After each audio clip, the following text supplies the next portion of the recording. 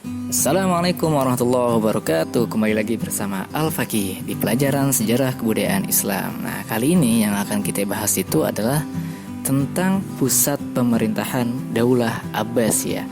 Nah, sebelumnya itu kita sudah mempelajari tentang latar belakang berdirinya dinasti Abbasiyah, dan itu sejarahnya agak panjang sebenarnya, dan kalian ya harus baca sendiri juga biar makin paham. Oke, biar cepat kita lanjut ke pembelajarannya. Nah, mengenai ibu kota Daulah Abbasiyah, merupakan hal yang wajar apabila suatu ibu kota negara berpindah dari satu tempat ke tempat yang lain. Sejak berdirinya Daulah Abbasiyah sudah terjadi perpindahan ibu kota. Nah, jadi bukan zaman sekarang doang nih yang ada negara yang pindah-pindah ibu kota, tapi dari zaman dulu, dari zaman kekaisaran kerajaan-kerajaan, bahkan di kerajaan Islam itu sendiri, Daulah Abbasiyah itu sering mengalami perpindahan ibu kota. Nah, kota mana aja sih yang pernah jadi ibu kotanya Daulah Abbasiyah? Yang pertama itu kota Kufah, yang mana Kufah merupakan ibu kota pertama dari pemerintahan kekhalifahan Daulah Abbasiyah. Di kota ini Daulah Abbasiyah diproklamirkan. Di Kufah inilah Abu Abbas membangun istana yang terkenal dengan nama Istana Hashimiyah. Lanjut, yang kedua ada kota Hirah. Nah, kota Hirah itu transit, artinya bukan merupakan tempat menetap bagi Daulah Abbasiyah itu, karena perpindahan ke kota ini sementara agar mereka dapat segera meninggalkan Kufah. Jadi ya bisa dibilang ibu kota sementara lah gitu. Lanjut, yang ketiga itu ada kota Anbar. Nah, kota ini sudah dibangun oleh Raja Persia sebelumnya. Pemerintahan Daulah Abbasiyah ketika di bawah kekuasaan Abu Abbas As-Saffah. Nah, yang mana hal ini dia memperbaharui kota tersebut, kemudian diberi nama Hashimiyah kedua. Nah, Abu Abbas tinggal di situ, di istana ini sampai meninggal dunia.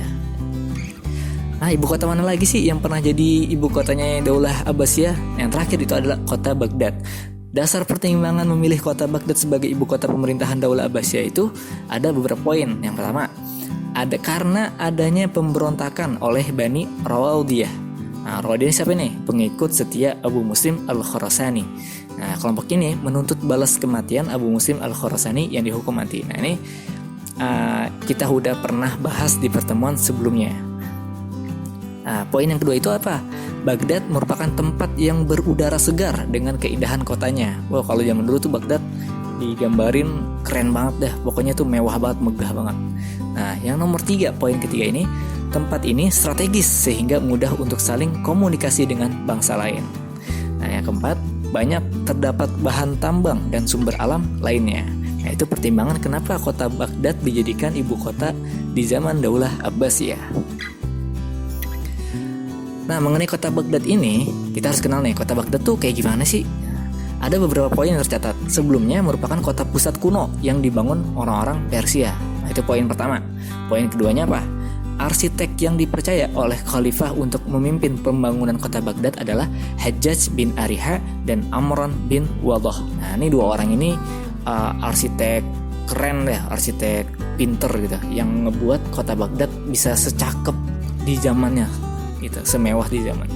Nah, yang nomor 3 poinnya, total keseluruhan personil pembangunan kota Baghdad 100.000 orang. Wah, bayangin tuh, yang kerja 100.000 orang.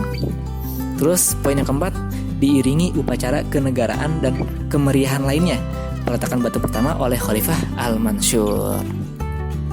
Oke, itu aja, gampang kan tentang ibu kota di periode Daulah Abbasiyah. Jika ada yang ingin ditanyakan, silakan ajukan di kolom komentar. Kayaknya sih nggak ada sih, karena masih gampang gitu.